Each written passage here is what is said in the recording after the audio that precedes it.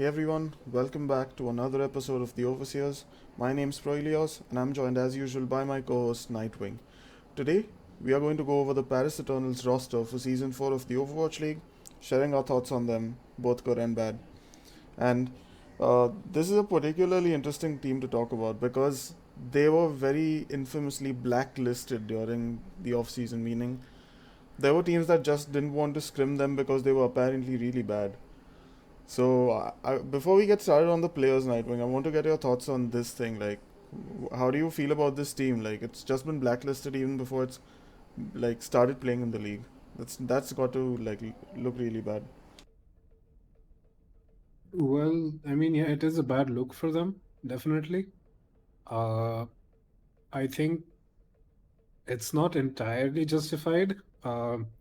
Like, I can still understand the thought process where you just want to scrim the best teams. Uh, it seems a bit unfair to just blacklist. It's not very, I don't know, fair. But like, considering the results we've seen from them, it's not completely unsurprising why someone would do that. Like, I think this team has had to kind of gel together, and it may have been like a particular point of time where they were having trouble just like making the team work. So it's not very sportsmanlike to blacklist them, but I think I can understand somewhat why a team would think about doing that. Yeah, 'cause, I mean, it kind of sucks, right? Even as a player on that roster or someone who's part of the support staff, that people already think you're super weak.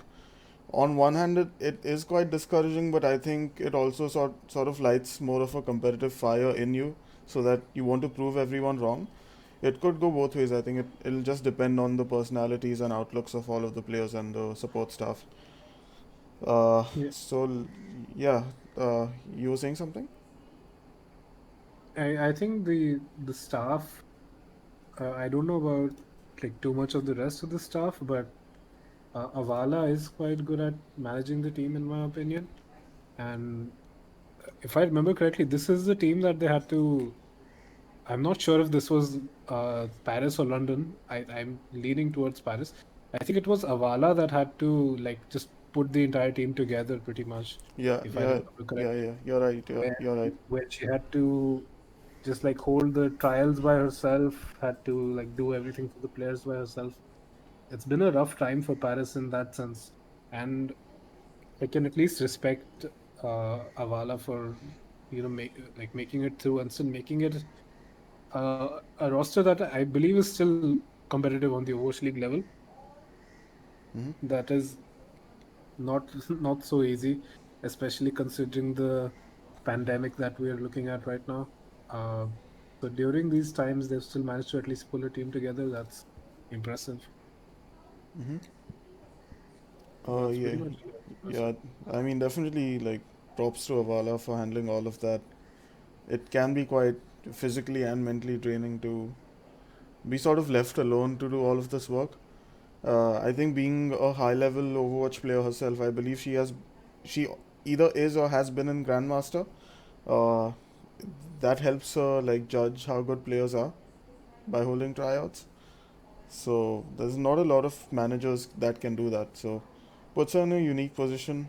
So shout out to her.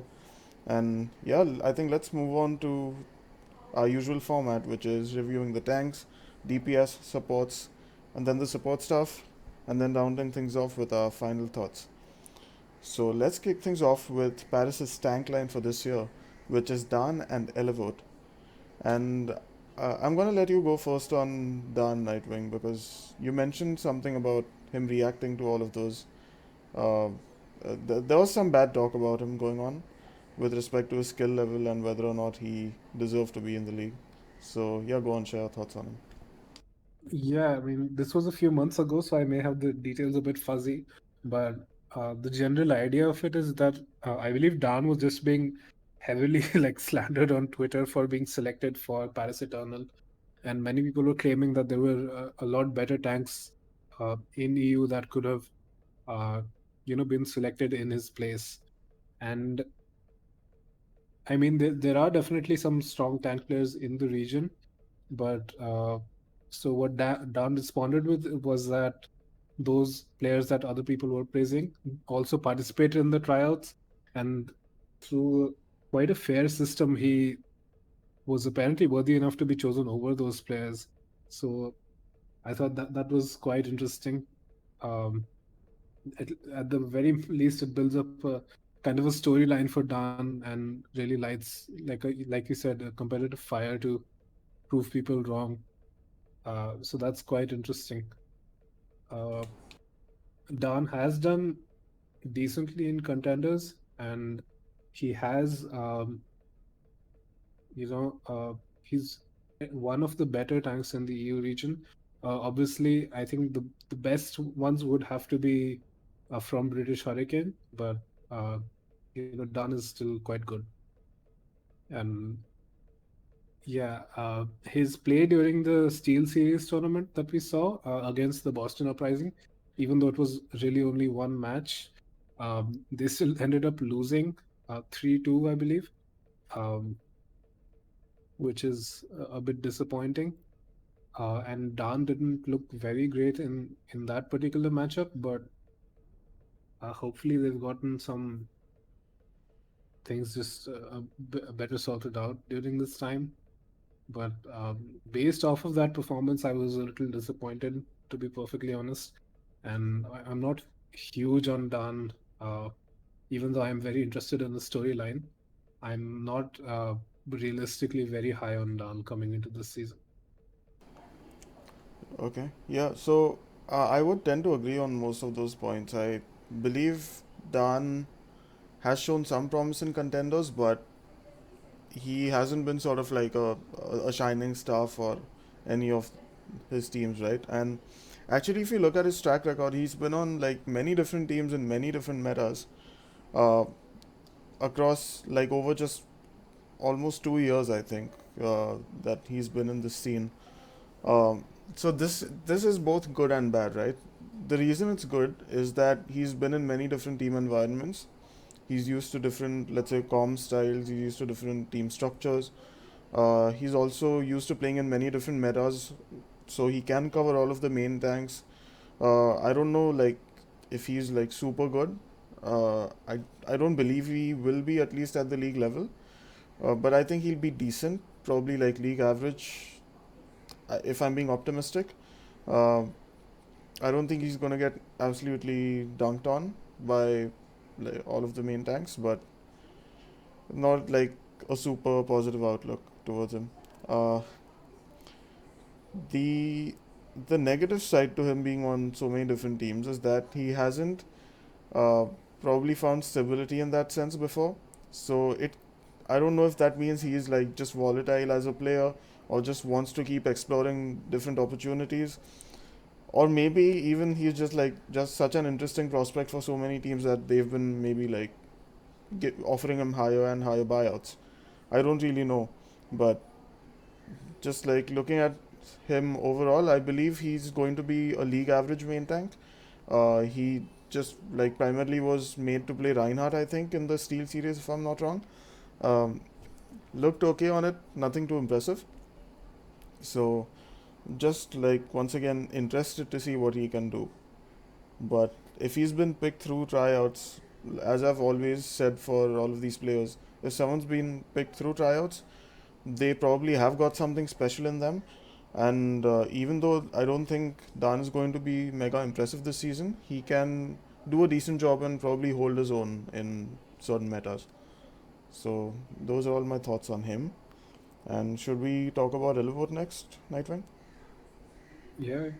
Yeah. So ELLIVOTE is the sole off-tank player for Paris Eternal.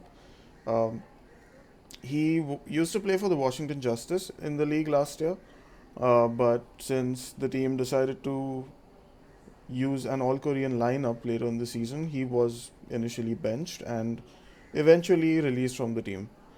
From what I've seen, he is a versatile player. He isn't like a one trick, let's say on Diva or Zarya, things like that.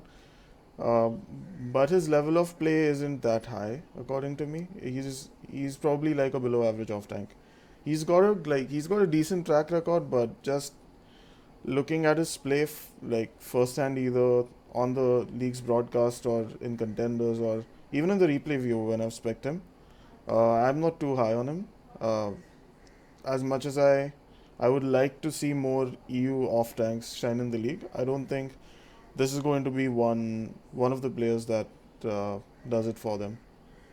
So he's mostly just like really comfortable on Diva. I think like Ryan Diva is probably going to be Paris's best meta if they play it, and they didn't really look that good on it in the Steel series either. So unless they've like just massively improved in the couple of months they had after the Steel series, I don't see this tank line being anywhere above average in any meta, even if it's like their best meta. I don't think they're going to be above average. So what are your thoughts on ELLIVOTE, Nightwing? I think it was quite sweet the way Lalshis and Elivode were picked up as best friends during the season two of the league.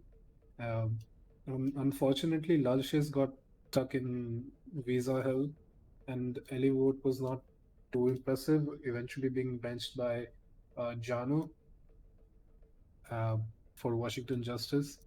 After that, he's been around a couple of teams in contenders. Um, Not doing fantastic just because the EU scene was being dominated by British Hurricane mostly.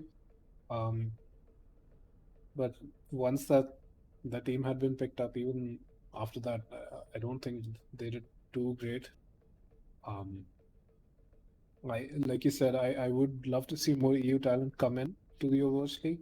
Uh, but I think Elibot seriously needs to redeem himself this season. Uh, because his previous performances don't really inspire a lot of confidence in me. Um, and I think he will find it hard to even compete for the like average tier of tank play, similar to Dan, in my opinion. Mm-hmm. Uh, any more points to add about the tanks? Uh, I just think the tank line as a whole is probably just not that impressive, honestly. Mm-hmm. Um, but I have those thoughts about the entire team, to be perfectly honest with you. Um, Mm-hmm. I don't think they're gonna do too well. I think um, they're definitely individually skilled players. It's just that, like we say with anyone that's not at the very top, the skill level of the rest of the league is just very high, especially this season. So I think Mm-hmm. they will struggle. Yeah, yeah, totally agree there. And let's see if the DPS line sort of raises our hopes for the Paris Eternal. So the trio of Naga, Onigod, and Tsuna are going to be the damage dealers for this team. And I think let's talk about Tsuna first because he played for the Vancouver Titans last year after they released Runaway, of course. Uh, he is the only French player on this team, so Viva la France, and he's going to like sort of represent this franchise's hopes, I think. Um, so do you want to kick things off on him, Nightwing? Because he didn't see too much playtime last year after Shockwave was brought in, so it's an interesting one to talk about. So go ahead. When Suna came into the league for Vancouver Titans, um, I think obviously some of it had to do with just the fact that people were very sad about Runaway not being on the team. But I think Suna was getting a lot of hate or just like discouragement because he had high ping, he was having a hard time playing, and he was honestly not performing compared to any of his teammates. Um, at the time when he was playing, I think many people were claiming that he was just the worst player on the team. Uh, and a lot of the DPS burden was just coming down to Dalton uh, playing the Tracer or the Widow at that time. But surprisingly, obviously this is again only just one match and a match that they did lose 2-3 to Boston. But during the Steel Series thing, I was very surprised to see that Suna was pretty much playing a better Tracer and just outplaying Soon on Boston Uprising, who is pretty much like you think of. like EU Tracer player, you'd think of Soon, right? Uh, Close to the top for EU talent. And Tsuna was just outplaying him. And that was quite interesting because I honestly did not have much hopes for Tsuna. Um, Either he's improved or he's at least got some decent ping. Um, Either way, I'm kind of interested in seeing what skill level Tsuna brings this season. Um, and he has a real chance for redemption, at least, I mean, in my eyes, if no one else's. Uh, because I was actually very surprised to see him do that well on Tracer. For the other heroes, uh, I'm still not sure. Jury's still out on that, but the Tracer play was just very interesting. What do you think? So, um, I mean, like you said, he did play a good racer in the Steel series. Uh, I think he was just having a good day. Uh, it can, like, just, like, I don't know. I'm not convinced that he is entirely better than Sunon Tracer or is going to be that good in the league.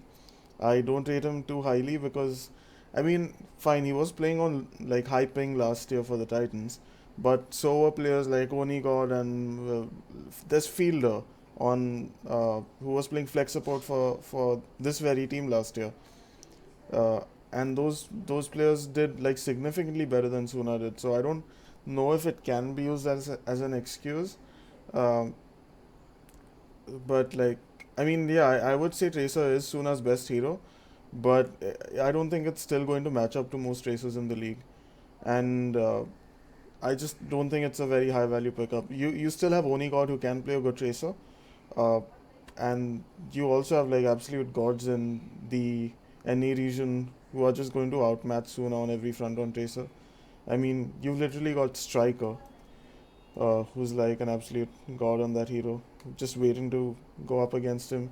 You've even got Sparker for London, who plays an insane Tracer who will come of age. So there's going to be a lot of competition for him, and I I mean, don't. I would. Yeah. I'm not saying I would like to be in Suno's shoes because you don't Oh want a yeah. tracer who. I mean, let's since you mentioned two players, let's talk about some others, right? You have Decay on Washington Justice. Yep. Um, I would just leave the game honestly You if have I had to one. Birdring, who can play a good Yeah, Tracer. Birdring, Insane Tracer. You have uh, Shax on London as well. Edison, Edison, Edison is a great tracer as well. Logix, Shax. Like I said. I mean, Logics, you could, Logix, it's still like a competition, I would say, for Suna. yeah. I mean, that's maybe one of the easiest matchups. You've True. got Yaki on Florida. You've got Dante on Outlaws. Don't forget Dallas's Tracer player. Oh wait, they don't have Yeah, one. I mean, XZ, I guess, or Sparkle. But I mean, I'll give Suna the benefit of doubt against those players still. Mm. Um, but yeah, I mean, I'm not saying I want to be in his shoes. I just think it's interesting that I was at least a little bit off on my estimation of him. Oh yeah, yeah, Um, for sure. So was I. So was I.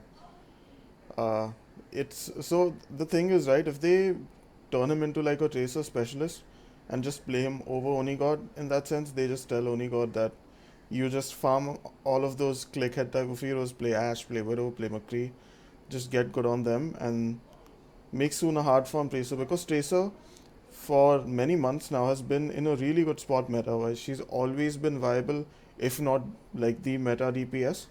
So I mean, it's going to be great if Suna actually develops into a great Tracer player at the league level. So yeah, I think we are on the same page regarding that. Uh, I think should we move on to talk about Onigod? yeah, sure.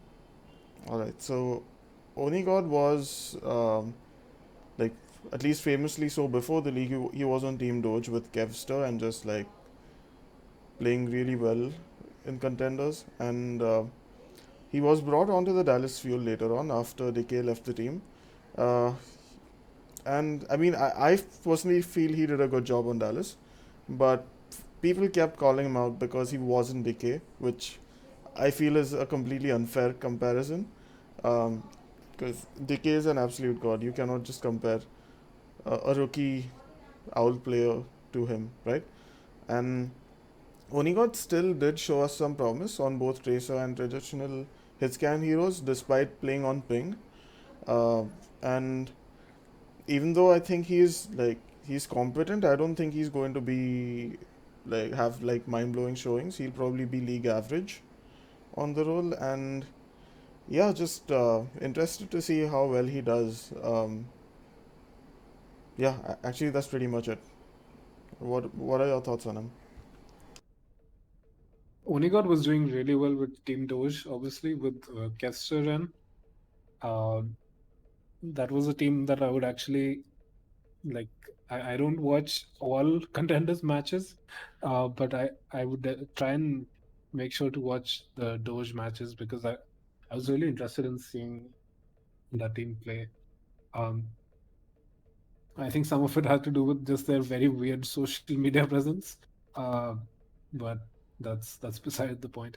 Um, Onigod was definitely not a one-to-one replacement for DK, but that's a very tough ask, and you can't blame him for that, especially on ping, um, especially on hit scan heroes because uh, it's like very jarring to try and hit shots on ping because the feedback that you get from the server that you've actually hit a shot is very delayed, so you don't know if you actually hit or missed the shot. It's very annoying um, as a hit scan player myself.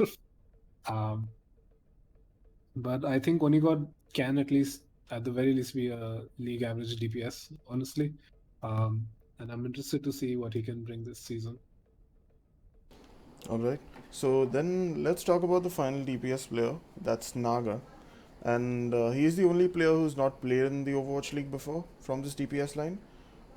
He's coming in from Obey Alliance from EU contenders, and he's gained a lot of fame among the EU community for his echo, which I have seen on broadcast. It's really impressive, and overall, Naga is just a fairly flexible player. He can play uh, echo. Obviously, he can also play things like the Genji, the Mei, uh, the Pharah, presumably as well, and I think the flexibility will be a major asset in helping the Eternal adapt to different meta changes.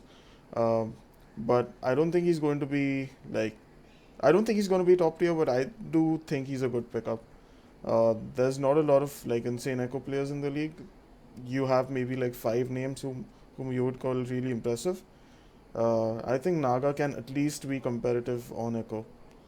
Who who also is a hero that's always been viable since release. So optimistic about him. I don't think he's going to like blow our minds, but he's going to have some famous highlights coming, and I can just feel it. Do you have any additional thoughts on him? It's interesting to note that Naga is part of the only teams that actually gave British Hurricane any competition because he was playing on Obey and Alliance, who actually beat British Hurricane Oh yeah. for once, um, which at least speaks that he is somewhat competitive to their level, um, if nothing else. So that's a good sign. Um, he's he's had some fame playing on the World Cup teams. Uh, I used to watch Team Denmark every year during the World Cup, and Naga was fun to watch during those. Um, his echo play definitely has some backing behind it as well.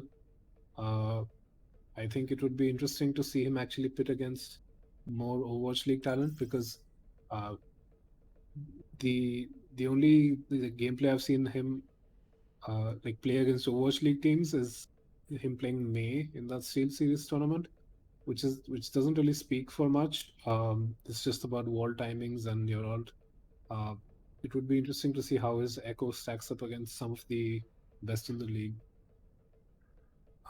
I think Naga is one of the brighter prospects for this team, honestly, um, to some extent, and it's going to be interesting to see him perform for the first time on the league stage.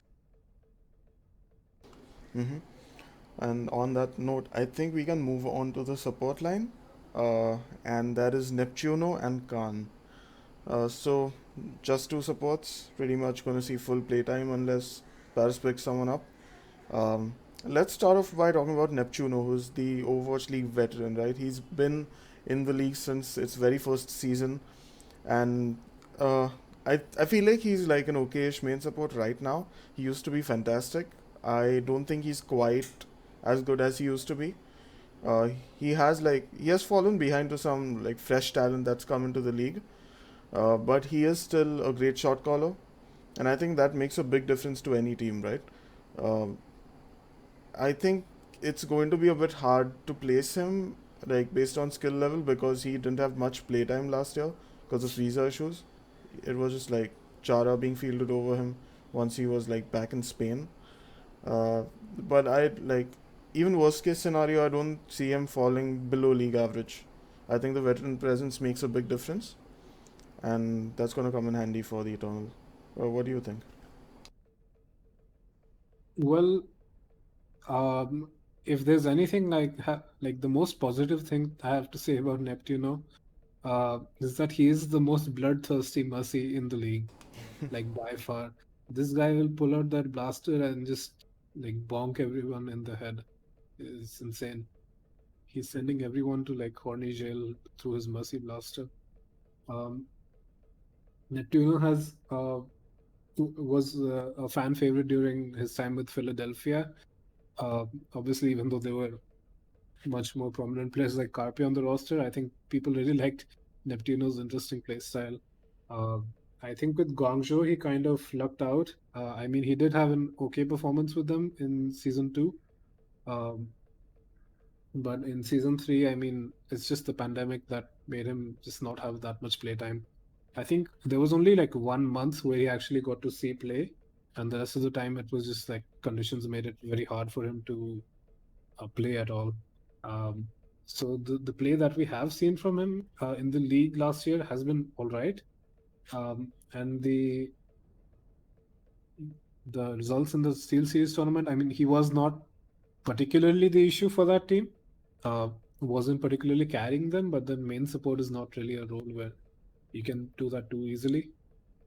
I think I still have faith in Neptuno, and I'm very interested in seeing where his particular role goes with Paris Eternal. Mm-hmm. Not very confident in the team as a whole, but and that will reflect in the main support because it's very hard to shine at times as a main support unless you're just a freak like FD God or Lijigon or Moth. So yeah, it's gonna be interesting to see where Neptune really ends up this season. I think he's still got it in him. He's been grinding it out in so many games for so many years. He used to be a League of Legends professional and a CS:GO professional, and he's put the MOBA and the FPS together to now work in Overwatch, and I think he's definitely still got a place in the league. At the very least, I think there are worse main supports in the league than him. Yeah, yeah, totally agree. Do you want to kick us off on Khan? Yeah, I'll be honest with you. I haven't really watched much of Kaan and Contenders. Did watch some of his time on OB Alliance, but haven't studied his gameplay too carefully. I'll be honest, dude. I am a DPS player. I try to look for DPS plays.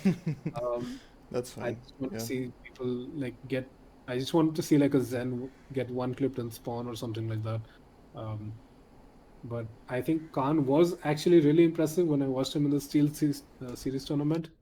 Uh, because I was watching that match very closely. I think he played much better than Myeonbong, to be honest with you, on the other team when he was playing against Boston.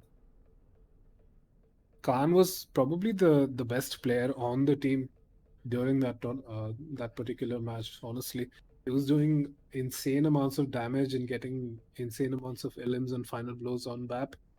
Uh, and his team was still well supported. I think it's just that the tank play itself was not very impressive, which is what led to the kind of defeat that they had.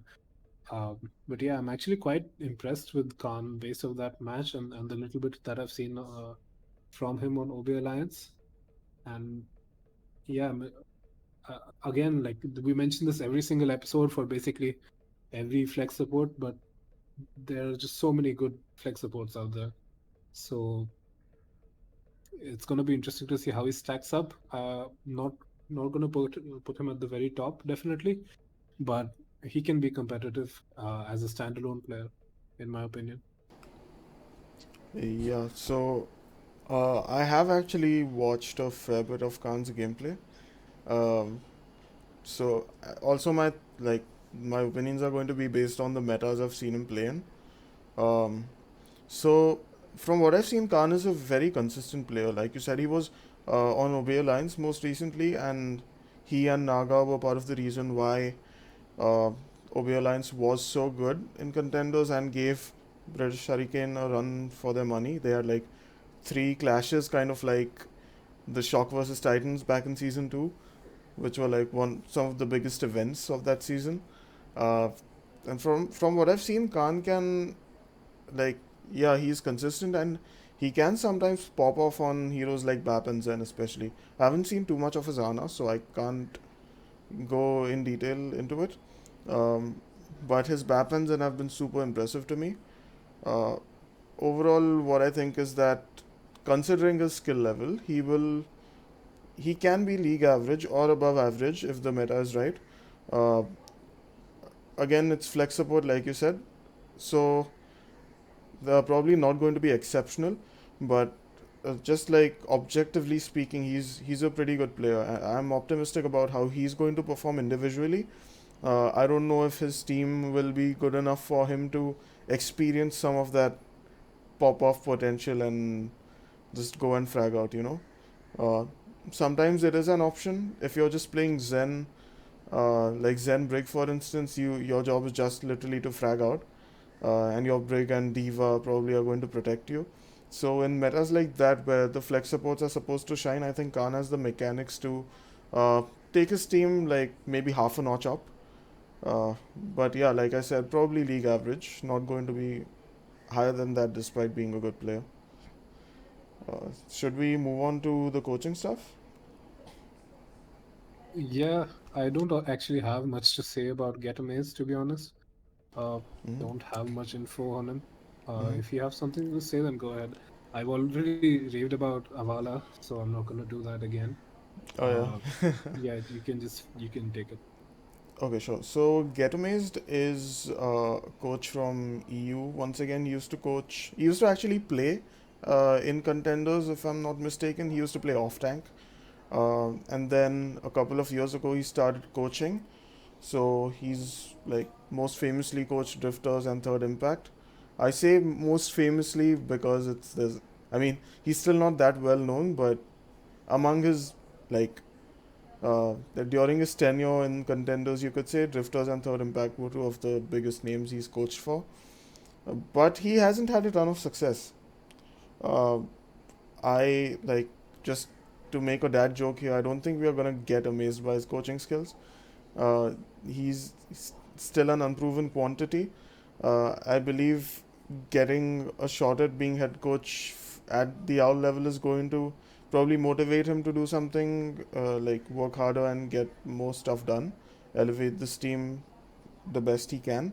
Uh, I'm not going to put too much stock into him until we can see Paris be competitive in most metas.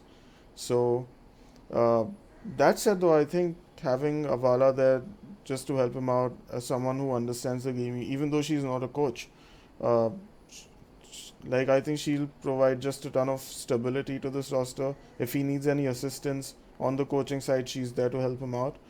And let's not forget they've got JMAC actually, uh, who quite famously helped out while he was coaching in contenders after his retirement from Owl. He wrote like a huge Google Doc or something for his team. I don't remember which team that was, but he detailed all of their sort of everything that they were doing well, everything they were doing poorly, wrote down how they should be playing, and just he basically wrote like a thesis overnight about what his team needs to do to win. So he's a hard worker. Avala's a hard worker. I think GetAmazed has all the support he needs to be a good head coach.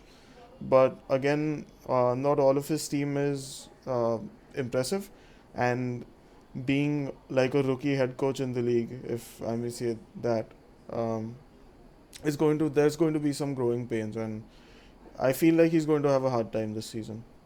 Maybe if he sticks around, he can get used to the environment, understand the level of play Owl actually has by like competing against some of these teams. But overall, just it's probably going to be a quiet season from him. Any thoughts on any of these guys? Nightwing, Getaway, Avalla, JMAC.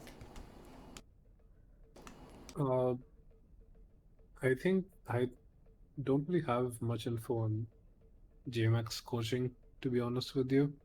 Mm-hmm. I'll take your word for it. If he wrote the thesis about his team, that's cool. I'm not going to make claims that I don't know anything about. Uh, I think good luck to them. Uh, Get Amazed, I do know that he has worked with a Natter who I do actually follow um, quite Yeah, a yeah. lot. Yeah, I mean, I did follow Third Impact, but I every time I had to look at the coaching, I would just look at Natter instead of Get Amazed. So I don't really know what contribution Get Amazed provides, to be perfectly honest with you. But Third Impact did do well, uh, which is good. And if he's working with Natter, then I have at least some level of confidence in him, I guess. Uh, but that's about it. Okay. So, where do we place this team overall? How well do you think they're going to do in the league this season, Nightwing? I think they're going to be at the bottom of NA, honestly. Like, if not the very bottom, like maybe second last, third last, I don't know, something like that. I don't really rate the team as a whole very highly. Um, I think there's just way too much competition in the league, and uh, even though I like the individual like pieces, they're just not gonna come together as well as some of these other rosters that are far more promising this season. Mm-hmm. So yeah, even I think that Paris is going to have a really hard time in the league. It's uh, primarily because it's just like a roster full of people with different skill levels, and none of them seems to be in a position to go up against some of the big dogs in the league. So maybe if these guys stick together for more than one season, they could develop into something more competitive and actually go for those like playoff runs. But I don't think they are going to even be in like a tournament playoff, or like obviously then they won't be in the final playoffs. So not too much hope for this team at this point. I think there's definitely a reason they were blacklisted, although even I feel it's a little bit rude. Uh, can't help it, right? Teams want to play against someone more competitive, and uh, just try and make try and read them better, try and understand what they're going to be facing off against in the league better. I So think the yeah. the best players coming out of EU have gone to the London Spitfire. Hmm. These are like the second batch of cookies that haven't come out quite as well, um, which I think they'll definitely suffer quite a lot for this season. Um, there's just not a lot of teams in NA that I see them winning against, honestly. Uh, Maybe someone like Vancouver, they could put a fight against. Um, Maybe Houston on a bad day. Maybe Boston, even though Boston is looking quite decent compared to these other bottom tier teams, honestly. Especially since the addition of Stand One to the team. Hmm. I'm just not seeing a lot of wins stacked up in this very low game count season. I mean, there's only 16 games. How many of those do you realistically win? Probably not a lot. Uh, So I'm just not very confident that Paris is going to see much success this season. Mm-hmm. Yeah, I think we've covered pretty much all of the stuff we wanted to talk about. So should we then round things off on this episode? Yeah, sure. I mean, All right. unless the Mm-hmm. unless you just want to like praise Avalla more for some reason. Yeah, I mean, no amount of praise is going to be enough. It's actually daunting to me that I mean, I would be extremely daunted if I were in that position. So, Yeah, I mean, I it's, had to put yeah. together a team for a tournament today, and it was Ah, man. painful. If I had to put an Overwatch League team together, um, yeah, I would just quit my job. Uh, Ah, man. it would be extremely hard. Yeah. Uh, I mean, I had to reach out to bronze players, so just to Yikes. fill the team. I'm sorry if you're listening to this, you know who you are, but My God. it's very rough to put rosters together. I can't even imagine what it would be like that, like at that level, putting together like an EU only roster. Mm-hmm. Uh, so it's definitely been hard for them, and it's just that other teams have kind of lucked out just because they've had better support, and they haven't, you know, unlike Paris, some other teams did not completely axe their own like entire roster and give it to another team. So some of it does have to just go to the org for just letting those players go, kind of. But it's still just a rough situation to be in, and I definitely don't envy them. Mm-hmm. All right. So, yeah, I think we can round things off on the Nick Fury of the Overwatch League and also on this episode. Uh, Thanks to everyone who's been listening so far. We really appreciate it. If you liked our analyses, be sure to leave an actual like on YouTube, subscribe to our channel, turn on notifications. And which episode are we doing next, by the way, Nightwing? Which team are we covering? I think we've got like four left, maybe? So we've got the quote unquote LA Valiant left. We've Mm-hmm. got the Vancouver Titans left. We've got The uh, Gladiators. the Gladiators left. So is there anyone else that we're missing? Uh, Actually, no, I think I we've. don't. Yeah, then I think we have. Did we say Titans? Yeah, we've said Titans, Valiant, and Oh, uh, then I think that's it. Gladiator. Then we have three teams. My bad. Three teams left. Yeah, so that's one NA team. I mean, that's one Asia team, two NA teams. Mm-hmm. Probably do one of the NA ones. Yeah, Uh, which one do you want to do? I think we can maybe do the Titans and round the videos off with uh, the both LA teams, vastly contrasting LA teams. Sure. Alright, guys, so we'll be covering the Vancouver Titans next. So look out for that video. Turn on the notifications after you subscribe, of course. Do comment down below and tell us what you think of the Paris Eternals roster. And also let us know whom you think is the best player on this team. Because I'm sure there are going to be some like differing opinions on that. And also do join the our Discord server if you're interested in interacting with like more fans of the Overwatch League. It's a small but growing community, but we really appreciate anyone who participates in keeping the conversation about the league alive and flowing. Uh, Thanks a lot for listening, guys. We'll see you in the next episode. Bye bye.